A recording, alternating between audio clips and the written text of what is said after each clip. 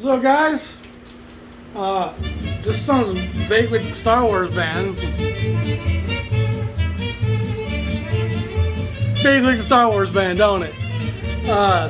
Today we're talking about Atlantic Records and what was their first release.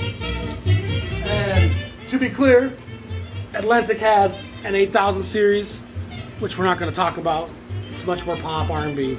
We're talking about the 1200 series. And the 1200 series is a pretty serious, heavy-hitting label. It's as slept on a discography on jazz as there is. 1200, 1300, 1400. There's some incredible titles in there by legends and icons, Mingus, Coltrane, just you name it. There's some greats in the Atlantic discography, and there's good a value in jazz as there is.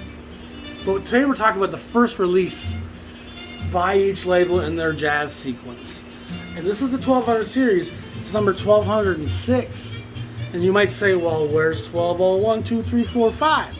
And I'm going to show you that numbers 1200, 1201 through 1203 is John Dahl and Vernon Duke. This is My Beloved. It's a 3-record, 70 RPM set. So that's not the first jazz 12-inch. Number 1204 and 1205 is a 2-record, 33 RPM set by Margaret Webster doing Romeo and Juliet scenes. So 1201 through 1206, 1205, sorry, are not jazz releases, and one of them is not even LP, it's 78s. So this is the first jazz album, 1206, and they might have skipped 1207. No, it's there. I was thinking the World Series. They skip a World Series after like the first one or two. The Giants don't want to play in it, or was it the Giants?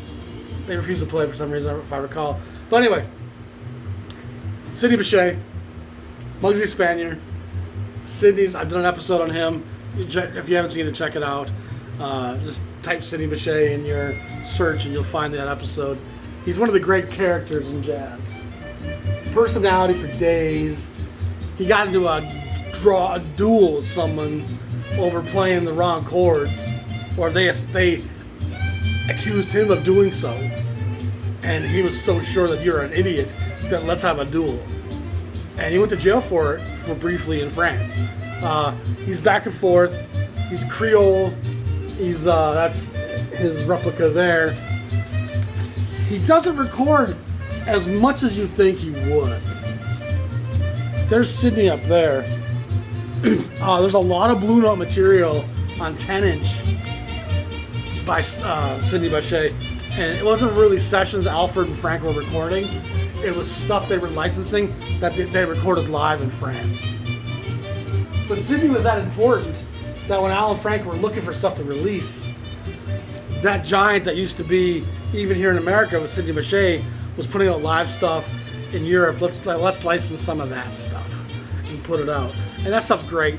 High energy, high velocity, Dixieland with a degree of virtuosity that few in Dixie could match. Like Armstrong, Bechet imposes so much of his personality through his playing. It's like you feel like you're getting to know a brother. And when I think about Sidney Bechet, if I'm sitting next to him, and if I say something he don't like, he might poke me in the eye. He's certainly going to jab me in the rib. Like, Sidney Bechet's the kind of guy that don't take no messing. And don't you not look at that beautiful girl, because I'm looking. So you better be looking too, because that's fine. Bechet got that spank in his ass all the time.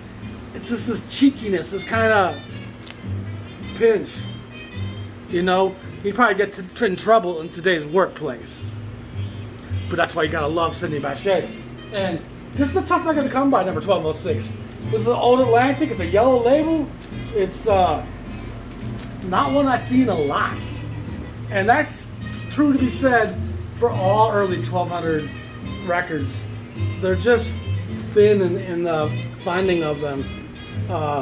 But like I said, Atlantic stuff, it's always a pretty darn good deal.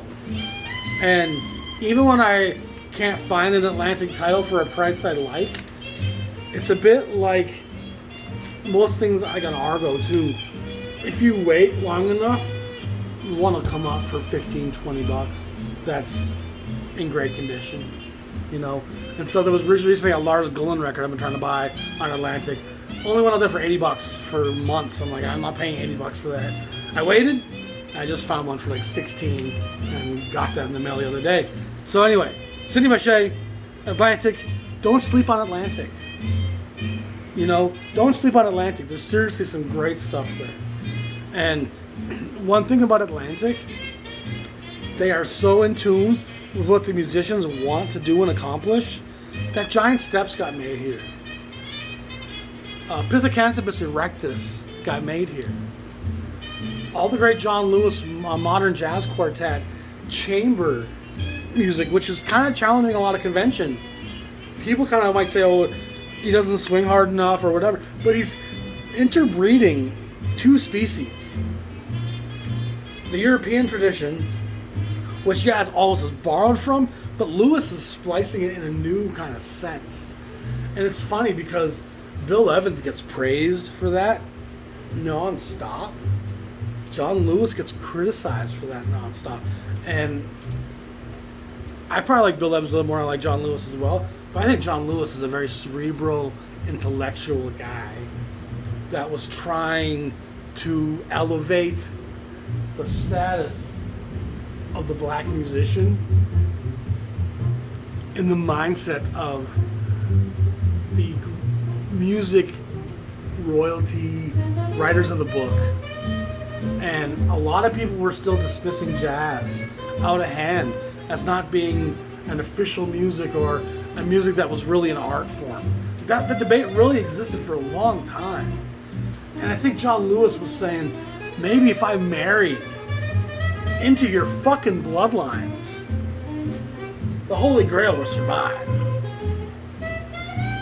Atlantic, Holy Grail, that's what jazz is. It's the bloodlines, baby. Peace.